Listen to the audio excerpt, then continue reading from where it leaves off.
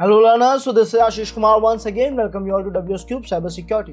Learners, आज की इस वीडियो में हम बात करने वाले हैं अनटिल लूप के कुछ एडवांस प्रोग्राम्स के बारे में। हम देखने वाले हैं कि किस तरीके से इस अनटिल लूप की मदद से हम ethical hacking, cyber security, penetration testing जैसी फील्ड में कैसे ऑटोमेशन प्रोग्राम्स बना सकते हैं। तो आज हम जो पहला प्रोग्राम बनाने वाले हैं वो है अनटिल विथ एनमैप, यानी अनटिल लूप का जो प्रोग्राम है वो हम एनमैप के साथ बनाएंगे, एनमैप की मदद से बनाएंगे ताकि वो एनमैप के टास्क ऑटोमेशन में ले जा सके। अब इसे करने के लिए लर्नर्स एक बार प्रोग्राम को एनालाइज करते हैं, फिर उसे प्रैक्टिकली परफॉर्म करके देखेंगे। बट बिफोर स्टार्टिंग लर्नर्स, अगर आप लोगों को इस कंप्लीट वीडियो में कहीं भी हमारे एफर्ट्स पसंद आए देन डेफिनेटली वीडियो को लाइक शेयर सब्सक्राइब तो जरूर करना, बस साथ ही साथ कमेंट सेशन में आप लोग अपने एक्सपीरियंस जरूर शेयर करना, अपनी फीडबैक शेयर करना कि ओवरऑल ये वीडियोस आप लोगों के लिए वैल्यूएबल, आप लोगों के लिए फ्रूटफुल हो रहे हैं या नहीं। चलिए बिना देरी करते हुए स्टार्ट करते हैं। सो बिफोर स्टार्टिंग लर्नर्स, अगर आप में से कोई भी इंटरेस्टेड है WSCH वर्जन 3 में, यानी WS Cube Tech के complete ethical hacking boot camp में which is powered by AI, जहां पे आपको red teaming skills, blue teaming skills और कई सारे AI टूल्स भी सिखाए जाएंगे, और साथ ही साथ आप लोगों को प्रैक्टिस करने के लिए प्रोजेक्ट्स, चीट शीट्स, नोट्स और केस स्टडीज जैसी चीजें भी प्रोवाइड कराई जाएगी, जो ओवरऑल आपके स्किल्स को प्रोफेशनल लेवल पे शार्प करने में काफी मदद करेगी। ये सारी चीजें लर्नर्स हम लाइव जूम क्लासेस के जरिए सीखेंगे, जहां पे आप एक्सपीरियंस मेंटर की गाइडेंस के अंदर सभी प्रैक्टिकल्स को परफॉर्म कर पाएंगे, अपने करियर पाथ को क्लियर कर पाएंगे और साथ ही साथ एक अच्छी डेप्थ लेवल का नॉलेज ले पाएंगे। सो अगर आप लोग इंटरेस्टेड है WSCH वर्जन 3 में, तो नीचे डिस्क्रिप्शन में दिए गए फॉर्म लिंक पे क्लिक करें और अभी एनरोल करें अपने फेवरेट कोर्स में। Thank you, enjoy your video.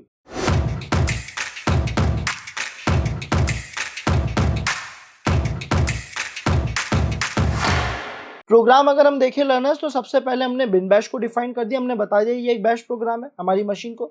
उसके बाद हमने एक कमेंट लिखा ताकि हमारे रेफरेंस के लिए हमें आइडिया लग जाए प्रोग्राम किस चीज का है। देन हमने एक टारगेट नाम का वेरिएबल रखा और उसके अंदर वैल्यू डाल दी जो कि है विक्टिम का डोमेन नेम, IP भी आ सकता है, डोमेन भी आ सकता है। पोर्ट के अंदर हमने यहाँ पे 20 लिखा है, विच मीन्स एक वेरिएबल बनाया, उसमें डेटा स्टोर कर दिया 20।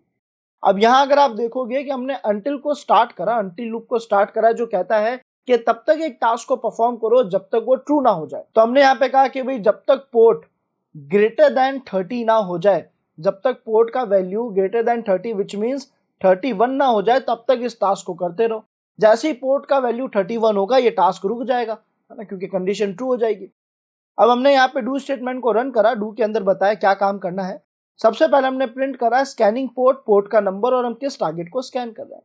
उसके बाद हमने यहाँ पे लिखा nmap-p, जिसका मतलब है कौन सी पोर्ट स्कैन करनी है, और यहाँ पे $p लिख दिया, विच मीन्स पोर्ट के अंदर जो भी वैल्यू होगी वो यहाँ आ जाएगी।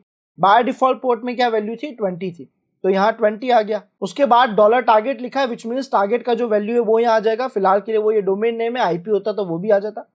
देन हमने यूज लिया पाइप का, उसके अंदर यूज लिया ग्रैप का। ग्रैप क्या कर रहा है, फिल्टर कर रहा है, सर्च कर रहा है। ग्रैप कह रहा है मैं आपको केवल वही लाइंस बताऊंगा, वो फिल्टर करके वही डेटा दिखाऊंगा जो कि आपने मेंशन करा है, जो आप देखना चाहते हो। तो ग्रैप के अंदर हमने मेंशन क्या करा, हमने यहाँ पे लिख दिया डुअल कोट्स के अंदर $पोर्ट, विच मीन्स पोर्ट के अंदर जो भी वैल्यू, अगर पोर्ट के अंदर 20 है तो ग्रैप क्या करेगा, मुझे केवल वही लाइंस दिखाएगा जिसमें 20 लिखा हुआ आ रहा है।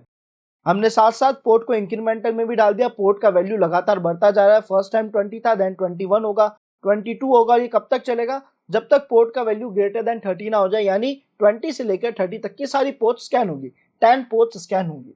मैं पूरी रेंज भी दे सकता था 1 से 65535 की, फिलहाल के लिए हमने इतना ही करना बेटर समझा। अब इसी प्रोग्राम को हमने समझ तो लिया है, लेकिन हम प्रैक्टिकली इंप्लीमेंट करना चाहते हैं और इसमें अपने हिसाब से कोई चेंजेस करना है तो वो भी कर सकते हैं।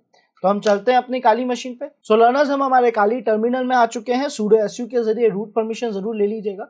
उसके बाद हम यहाँ पे कमांड लिखेंगे gedit फाइल का नाम, और इस फाइल में आपके लिए एक प्रोग्राम रख दिया गया है जो कि अनटिल लूप के जरिए nmap की नेटवर्क स्कैनिंग कर रहा है, पोर्ट स्कैनिंग कर रहा है। अब हमने यहाँ पे टारगेट में डोमेन दे दिया है, हम चाहे तो IP भी दे सकते हैं जैसा आपको सुटेबल लगे। उसके बाद पोर्ट के अंदर हमने 20 लिख दिया, पोर्ट के अंदर बाय डिफॉल्ट जो वैल्यू है 20 है। साथ ही साथ यहाँ पे हमने तब तक स्कैन करे जब तक इसकी वैल्यू 30 है। तो एक काम करते हैं, पोर्ट की वैल्यू हम यहाँ पे दे देते हैं 78, और इसे हम तब तक स्कैन करते हैं जब तक पोर्ट की वैल्यू ग्रेटर देन 80 ना हो जाए, यानी पोर्ट 80 को एक बार स्कैन कर ले, इसलिए हमने एक छोटी सी रेंज दे दी इसे। ठीक है, एट द एंड हमें लॉजिक समझ आना चाहिए, प्रोग्राम काम करना चाहिए।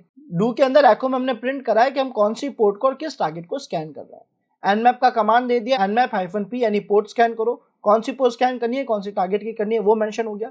सर्च में हमने पोर्ट डाला, लेकिन अब पोर्ट की जगह हम यहाँ पे लिख देते हैं ओपन। बिकॉज एक कॉन्फ्लिक्ट होगा, सर्च ग्रैब क्या करेगा, हर वो जगह जहाँ पे 20 लिखा हुआ होगा या फिर 78 लिखा होगा वो सारी लाइन्स प्रिंट करता रहेगा, जिससे हो सकता है हमारे पास अलग अलग डुप्लीकेट वैल्यूज आए या अलग अलग तरीके का डेटा है जो बेनिफिशियल नहीं है। तो हमने से कहा भाई अगर कोई ओपन पोर्ट मिल रही है तो वो दिखा दो। पोर्ट को इंक्रीमेंट करा, प्रोग्राम को सेव करा और अब इसे रन करके देखते हैं। chmod+x की मदद से प्रोग्राम को एग्जीक्यूटेबल परमिशन दे देंगे लर्नर्स। और अब हमने लिखा $students.sh, एंटर प्रेस करा। आप देख रहे हो सबसे पहले पोर्ट नंबर 78 को स्कैन कर रहा है, फिर 79 को करेगा, फिर 80 को करेगा और 81 तक जाते हुए रुक जाएगा क्योंकि हमने रेंज शायद 80 की ही दी थी। थोड़ा वेट करेंगे इसके रिजल्ट आने तक। ये केवल उसी लाइन को दिखाएगा जहां ओपन लिखा होगा। अगर कोई पोर्ट ओपन नहीं मिलती है तो ये कुछ नहीं दिखाएगा। सो लर्नर्स यहाँ पे इसने पोर्ट नंबर 78, 79 और 80 तीनों को स्कैन करा, कोई भी जगह पे इसे ओपन पोर्ट नहीं मिली, इसलिए इसने हमें रिजल्ट नहीं दिया। अगर मिलती तो डेफिनेटली शो करता। बट उम्मीद करता हूँ आप लोगों को एक कंसेप्ट क्लियर हो गया होगा कि किस तरीके से अब हम अनटिल लूप की मदद से भी अपने प्रोग्राम्स बना पा रहे हैं। लर्नर्स इसी तरीके के एफर्ट्स डाल के आप जैसे प्रोग्राम्स और डिजाइन कर सकते हो। ये एक नॉर्मल सा रेफरेंस था, आगे चल के हम काफी एडवांस प्रोग्राम्स बना के देखेंगे जो penetration testing, system hacking, network testing में हमारी मदद करेंगे। See you in next video. Thanks for watching this video.